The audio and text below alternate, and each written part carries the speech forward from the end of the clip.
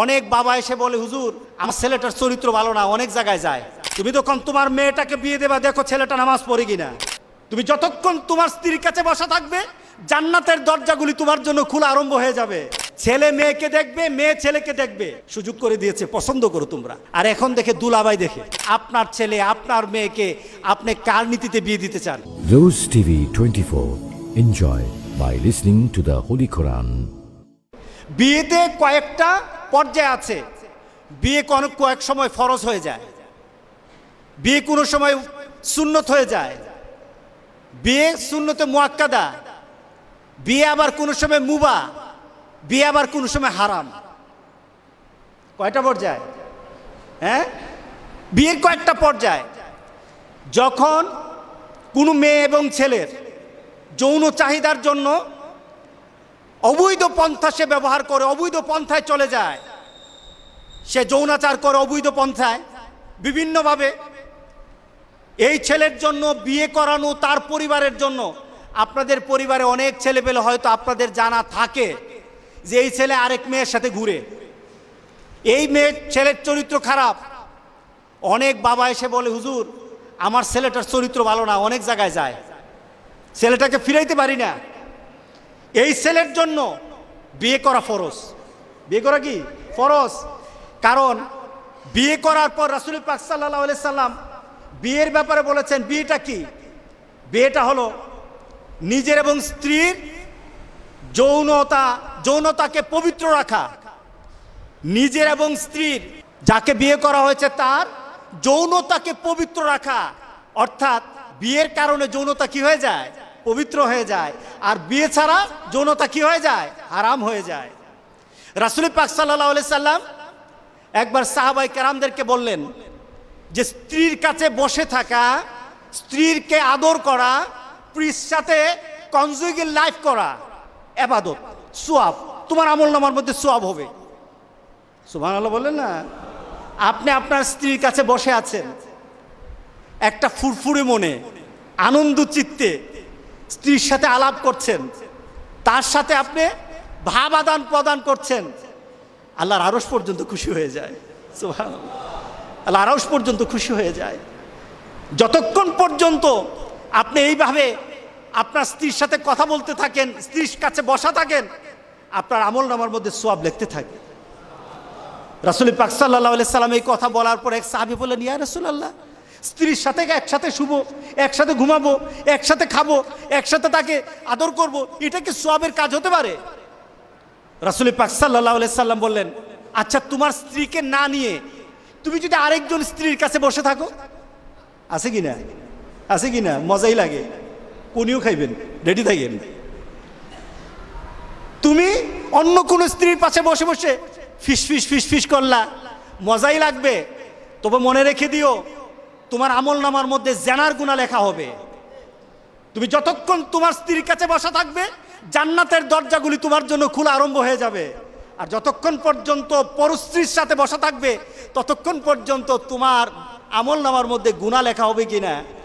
সাহাবায়ে কেরাম বলেন, ইয়া রাসূলুল্লাহ, অন্য স্ত্রীর সাথে বসলে তো গুনাহ তো হবেই, তাহলে তার উল্টাটা তোমার হালাল বউর সাথে বসলে, তোমার হালাল যাকে হালাল করেছো তার সাথে বসলে সওয়াব হয়ে যাবে। সুবহানাল্লাহ, সুবহানাল্লাহ। চাষটলে বসতে ভাল লাগে, টিভি দেখতে ভাল লাগে, আরেকজনের ভাবিকে ডেকে ডেকে মুখের মধ্যে পানি এনে দেয়, ভাবি কেমন আছেন? বউকে বলো না, বউ তুমি কেমন আছো? শরম লাগে, শরম লাগে। রাসূল পাক সাল্লাল্লাহু আলাইহি সাল্লাম বললেন যে বিয়ের মাধ্যমে স্বামী এবং স্ত্রী, ছেলে এবং মেয়ের যৌনতাকে পবিত্র করা হয়। সুবহানাল্লাহ, সুবহান, কত সুন্দর কথা। স্ত্রীকে হেফাজত করা হয়, এই মেয়েকে সমাজের বিভিন্ন ধরনের খারাপ লুলুপ দৃষ্টি থেকে একটা মেয়েকে বাঁচানো হয়।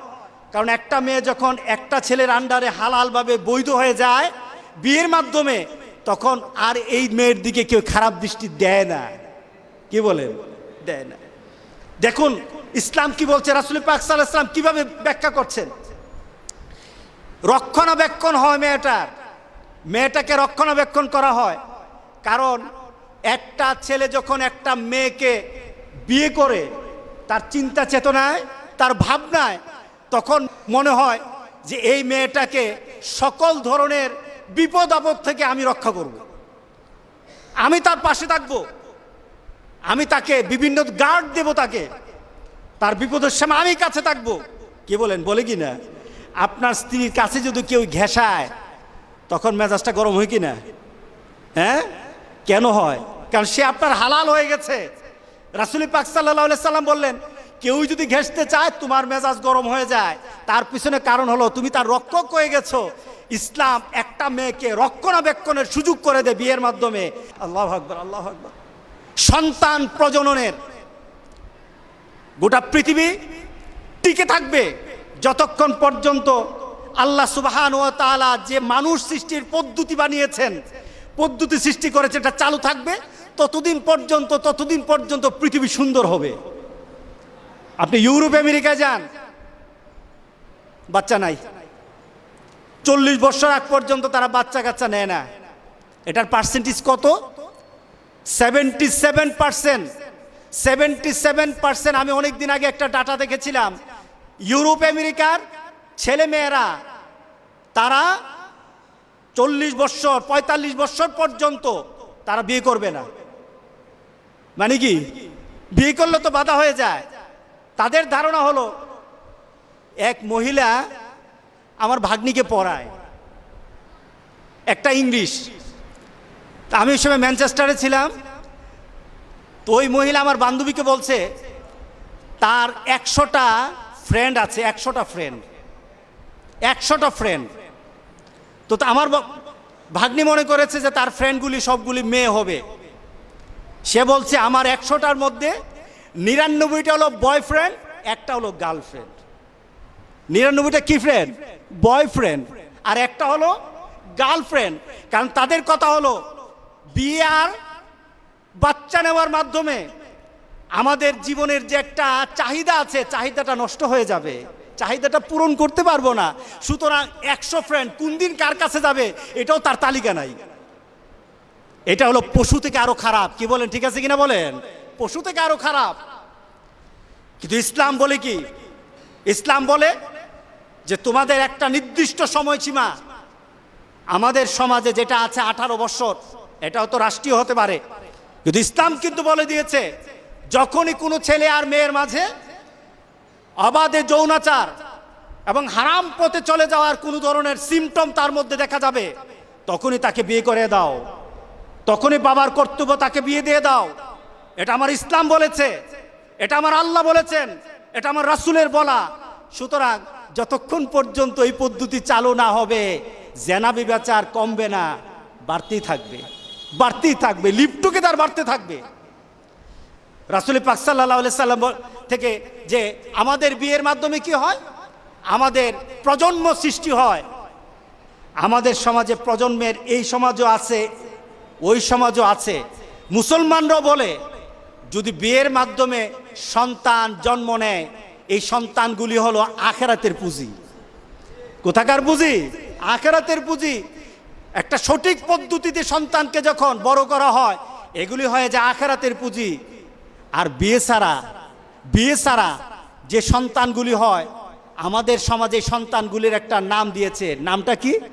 হারামজাদা। কি বলেন? কারণ কি?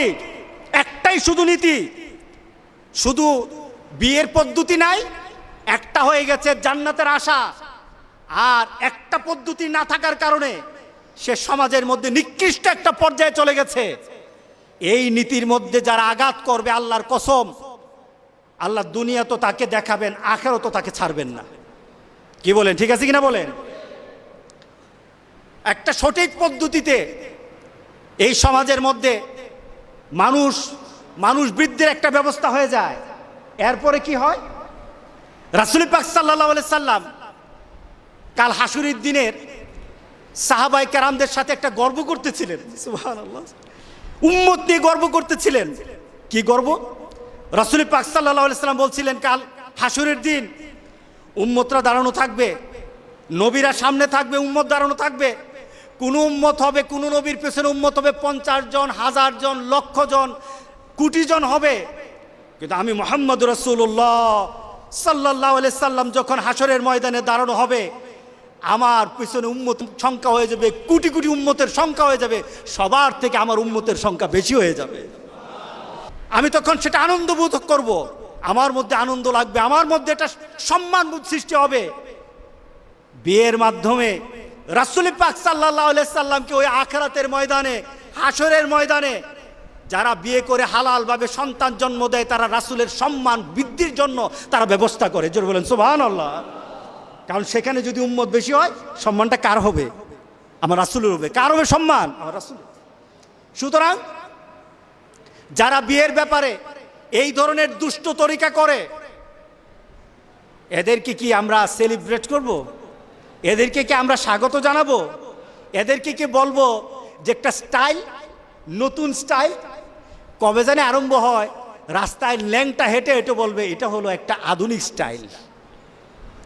আপনি গিয়ে দেখেন আমেরিকা, আপনি গিয়ে দেখেন ইউরোপ, সেখানে স্টাইল আরম্ভ হয়ে গেছে যে ল্যাংটা হওয়া এখন নতুন স্টাইল। মানে কি? শয়তান আপনাকে আমাকে, শয়তান আপনাকে আমাকে সুন্দর জামা পরে মুহাম্মদ রাসূলুল্লাহ সাল্লাল্লাহু আলাইহি সাল্লামের আদর্শের সুন্দর একটা জামা পরে শয়তান আমাকে রাখতে চায় না। শয়তান চায় তার মতো ল্যাংটা হওয়ার জন্য। কথা ঠিক আছে কিনা বলেন? এখন এই নীতিতে যারা বিয়ে শাদীর ব্যাপারে অগ্রসর হচ্ছ, অপেক্ষায় থাকো কবে তোমার বউ তোমারে জবাই করবে। হচ্ছে কিনা বলেন? হচ্ছে কিনা বলেন? আপনি দেখেন এখন তো মিডিয়া খুললেই খালি কি জামাই বউরে জবাই করে, বউ জামাইরে জবাই করে। ওই মিয়া, বউ যদি জামাইরে জবাই করে তাহলে আপনি রাতে ঘুমাবেন কেমনে? পাহারা দিয়ে বসে থাকতেই। আর যদি জামাই বউরে জবাই করে তাহলে তো শাস্তি নেই, ঘরেই ঢুকতে পারবেন না। কথা ঠিক আছে কিনা বলেন? কিন্তু এখানে কি হত্যা হত্যার বিষয়? এখানে একজন আরেকজনকে কতলের বিষয়, নাকি এখানে শান্তির বিষয়? জোরবেন কিসের বিষয়? শান্তির বিষয়। সেখানে শান্তির বিষয়। আমাদের সমাজে বর্তমান বিয়েগুলি যে চলছে, আমি যেটা আগে বলেছি, শুধু কি আছে? কবুল আর হুজুর। কবুল আর হুজুর ছাড়া আর কিছু নাই। আপনারা বিয়ে অনুষ্ঠান করেন, বিয়ে অনুষ্ঠানের জন্য প্রথমে আপনি যখন প্রস্তাবনায় যান, রাসূল পাক সাল্লাল্লাহু আলাইহি সাল্লামের নিয়ম হলো যাও প্রস্তাবনা দাও মেয়েকে, ছেলে মেয়েকে দেখুক, মেয়ে ছেলেকে দেখুক। আর এবার বলি কি, তোর বাপ দেখে আইছে, তোর চাচা দেখে আসছে, তোর দুলাভাই দেখে আসছে। আচ্ছা, মেয়ে কি ওই মুহূর্তে মেয়েটাকে কি তার বাবা দেখতে পারবে? ছেলের বাবা দেখতে পারবে? বলেন পারবে? জি না পারবে না। কারণ যতক্ষণ পর্যন্ত আপনার ছেলে ওই মেয়েকে বিয়ে না করবে ততক্ষণ পর্যন্ত আপনিও তো বিয়ে করতে পারেন ওই মেয়েকে। তাহলে আপনি দেখেন কিভাবে ইসলাম সুযোগ করে দিয়েছে, ছেলে মেয়েকে দেখবে, মেয়ে ছেলেকে দেখবে, সুযোগ করে দিয়েছে। পছন্দ করো তোমরা। আর এখন দেখে দুলাভাই দেখে, দুলাভের চোখ কি জান্নাতি চোখ নাকি? দুলাভের চোখটা জান্নাতি। এরপরে আপনারা দেখাশোনা করেন, জামাইরে জিজ্ঞাসা করেন, চাচারে জিজ্ঞাসা করেন, এরে জিজ্ঞাসা করেন পছন্দ হয়েছে তো? এরা কয় হ্যাঁ পছন্দ হয়েছে। যদি ভালো করে খাওয়াই দাওয়াই দেয় পছন্দ হয়েছে। আর যদি একটু খাওয়া দাওয়া দিক করে খাওয়াই তুই জানে না, আছে কিনা বলেন? খাওয়াই তুই জানে না, আরম্ভ করলেন। কিন্তু বিয়েটা হবে কার পছন্দে? মেয়ে পছন্দ করবে, মেয়ে পছন্দ করবে। রাসূল পাক সাল্লাল্লাহু আলাইহি সাল্লাম বিয়ে শাদীর ক্ষেত্রে কিভাবে পছন্দ করব, রাসূল পাক সাল্লাল্লাহু আলাইহি সাল্লাম তখন আমাদেরকে বললেন যে বিয়ে শাদীর জন্য তোমরা 4টা জিনিসকে মূলনীতি বানাও। কয়টা জিনিস? লেমা লেহা, তার সম্পদ দেখবা আগে, যে তার সম্পদ আছে কিনা। এখন আপনি হলেন কোটিপতি, বিয়ে করাইলেন একজন গরিব মানুষ, ইসলাম বলে না। ইসলাম বলে তুমি কোটিপতি, তোমার লেভেলে তুমি বিয়ে করাও। কারণ তোমার স্ট্যান্ডার্ড যারা বজায় রাখতে পারে তার কাছেই যাও।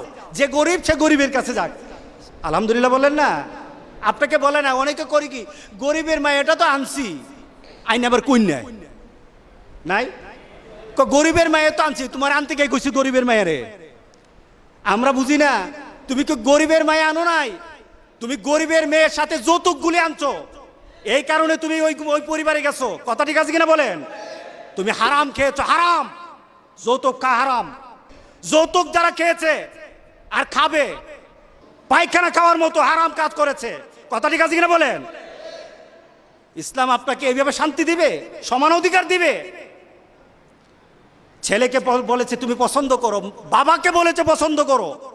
কি পছন্দ? লেমা লেহা, তার সম্পদ তোমার লেভেলে আছে কিনা। লেহাসাবেহা, দেখো তোমার বংশর পরম্পরা, বংশের যে মান, বংশের স্ট্যান্ডার্ড ঠিক আছে কিনা। লেজামালেহা, তোমার ছেলেটা সুন্দর, তার জন্য একটা সুন্দর বই তুমি খুঁজে দাও।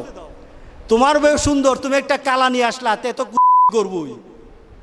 তোমার মেয়েটা সুন্দর, একটা নাক খাবরা একটা পুলাই না দিলা, তখন মেয়ে তো কষ্ট পাবি। রাসূল বলছেন, সুবহানাল্লাহ বললেন না?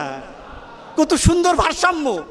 তোমার সুন্দর ছেলের জন্য সুন্দর একটা মেয়ে খুঁজো, তোমার সুন্দর মেয়ের জন্য একটা সুন্দর ছেলে খুঁজো। লেজামালেহা, দেখো সুন্দরের দিক থেকে।